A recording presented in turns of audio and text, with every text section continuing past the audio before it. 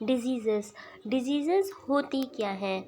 देखिए, जब कोई बहुत बड़ा फंक्शन, शादी पार्टी का फंक्शन चल रहा हो, उसमें एक आधे लोग शराब पी के तमाशा खड़ा कर दें तो उस अच्छे भले फंक्शन का क्या होता है? सत्यानाश। ठीक वैसे ही ये डिजीज़ होती हैं।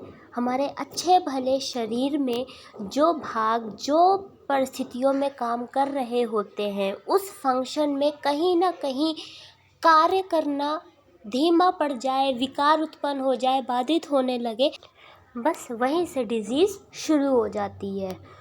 ये 2 प्रकार की होती हैं।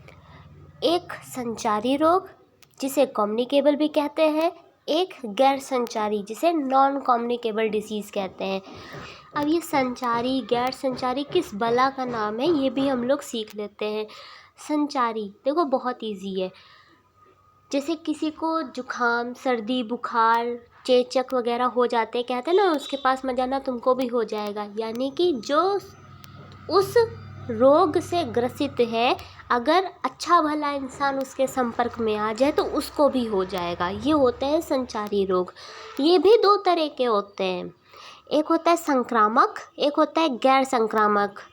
ठीक है, संक्रामक जो सीधे संपर्क में आ जाए, जैसे chicken pox, mumps, syphilis, measles, बहुत सारी ऐसी बीमारियां।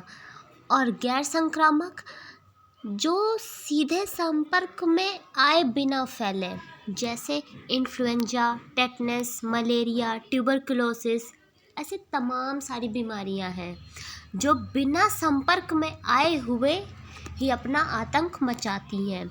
अब हम लोग देखते हैं गैर संचारी रोग क्या होते हैं।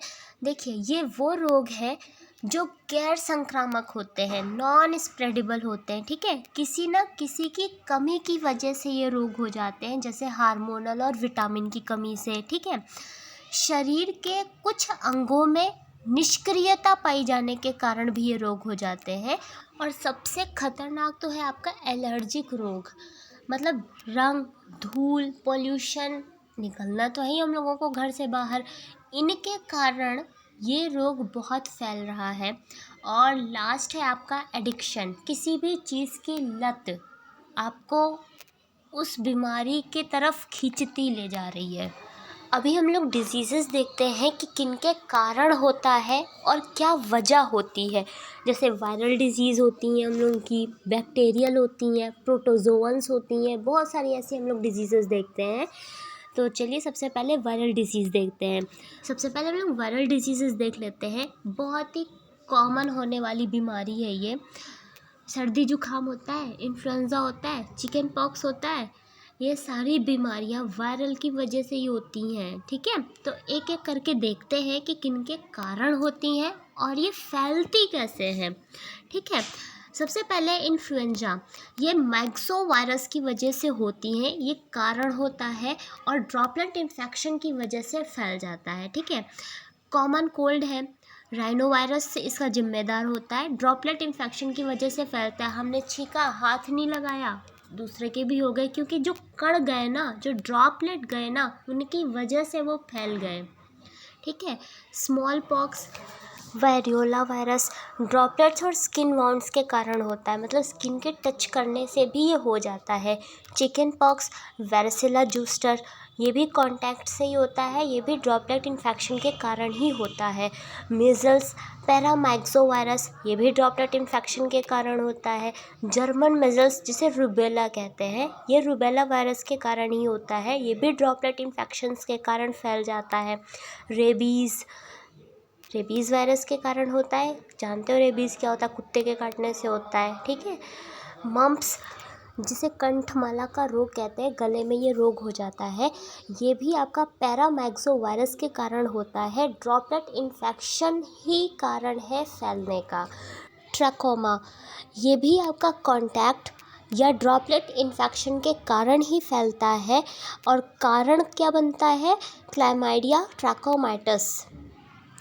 आप ध्यान दे रहे हो कि जितने भी ये वायरल डिसीज़ है आपके ड्रॉपलेट इन्फेक्शन या कांटेक्ट के कारण ही फैलता है।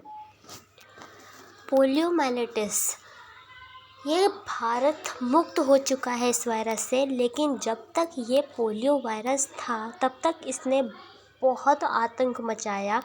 ये भी ड्रॉपलेट इन्फेक्शन या ह्यूमन फेजेस के कारण ही फैलता था, ठीक है। येलो फीवर अभी भी भारत में इसने अपना प्रकोप जारी रखा है, अरबो वायरस के कारण होता है। ये जो टिक्स होती, जो मॉस्किटोज़ होते हैं, उनके कारण ये होता है। एड्स, HIV वायरस आप जानते हो ये किसके कारण होता है? Blood transfusion, unsafe sexual intercourse या इन्फेक्टेड नीडल्स के कारण होता है। Hepatitis, HAV, HVB, HCV, HDV, HEV, ये खतरनाक वायरसेस के कारण होता है। ब्लड ट्रांसफ्यूजन, सेक्सुअल इंटरकोर्स, यानी जो एड्स और हेपेटाइटिस 2 बीमारियां हैं जो इतनी खतरनाक हैं, और सबसे ज़्यादा तो आपका अनसेफ सेक्स करने के कारण ही ये बीमारियां उत्पन्न होती हैं। सो बी केयरफुल। डेंगू अभी आतंक मचा रखा था इसने। डिप्थीरिया, ये भी आपका ड्रॉपलेट इन्फेक्शन के कारण ही फैलता है, यानी जितनी वायरल डिसीज़ हैं हमारी, वो किसी ना किसी कांटेक्ट के कारण ही फैलती हैं। अब हम लोग बैक्टीरियल डिसीजेस देख लेते हैं कि किनके कारण, कैसे और कब होती हैं, ठीक है। ट्यूबरकुलोसिस, ये माइकोबैक्टीरियम ट्यूबरकुलोसिस के कारण होती है। ड्रॉपलेट इन्फेक्शन या इन्फेक्टेड मिल्क के कारण संचारित हो जाएंगी। वूपिंग कफ, जिसे हम लोग कुत्ता खांसी कहते हैं, ये बॉर्डेटेला पर्ट्यूसिस के कारण होती हैं और ड्रॉपलेट इन्फेक्शन के कारण संचारित हो जाती हैं। गनोरिया, जिसे सुजाग भी कहते हैं, ये नाइजीरिया गनोरिया के कारण होता है और सेक्सुअल कांटेक्ट के कारण ये संचारित हो जाता है। सिफिलिस, ट्रिपोनेमा पैलिडम, ये भी सेक्सुअल कांटेक्ट के कारण ही होती है। टेटनस, जो इन्फेक्टेड ऑब्जेक्ट्स होते हैं उनके कारण ये रोग हो जाता है। बॉटुलिज्म, ये इन्फेक्टेड फूड के कारण होता है। कॉलरा, टाइफाइड, ये आपका फेशियल कंटेमिनेशन यानी कि मल संदूषण के कारण हो जाता है। निमोनिया, ये थूक के कारण होता है। जो रोगी का स्पुटम होता है, थूक होता है, उसके कारण होता है। प्लेग, ये चूहों के कारण होता है। लेप्रोसी, जब आप किसी भी पेशेंट के साथ किसी लंबे समय तक उसके कांटेक्ट में हैं, बहुत ही क्लोजली, तब आपको हो सकता है। एथलीट फुट, हेड रिंगवॉर्म, ये आपको तब होता है जब आप बहुत ज़्यादा पानी के कांटेक्ट में या आपका पैर बहुत ज़्यादा पसीजता हो, उसके चक्कर में ये रोग हो जाता है। अब हम लोग प्रोटोजोअन्स डिसीजेस देख लेते हैं कि ये कैसे होती है। मलेरिया, ये प्लाज्मोडियम विवेक्स के कारण होती हैं और ये किसके काटने से? फीमेल मच्छर के काटने से होती है, जिसका नाम एनोफिल्स है।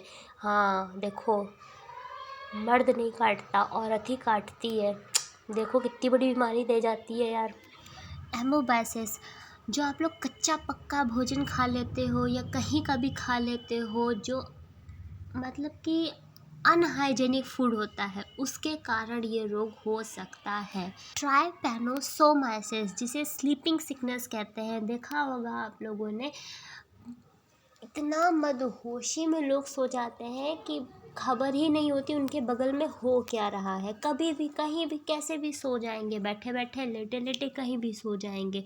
ये होता है, जो मक्खी होती है उनके काटने से ये रोग होता है।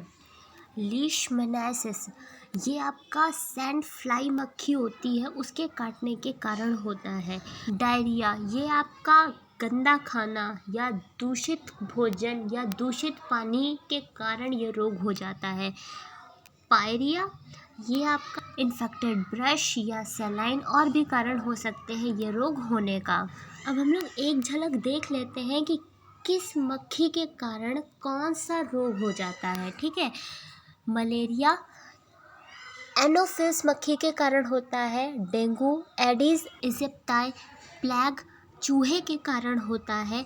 फाइलरिसिस क्यूलेक्स के कारण होता है।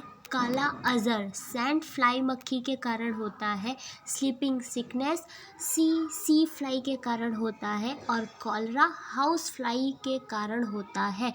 तो देख रहे हो आप लोग, ये इंसेक्ट्स हमारे लिए कितने घातक सिद्ध हो सकते हैं।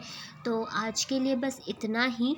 अगर आपको ये वीडियो थोड़ा नॉलेजेबल लगा हो, आपको कुछ इन्फॉर्मेशन मिली हो, तो प्लीज़ लाइक करिए, शेयर करिए, कमेंट करिए और सब्सक्राइब करिए। Thank you, bye bye.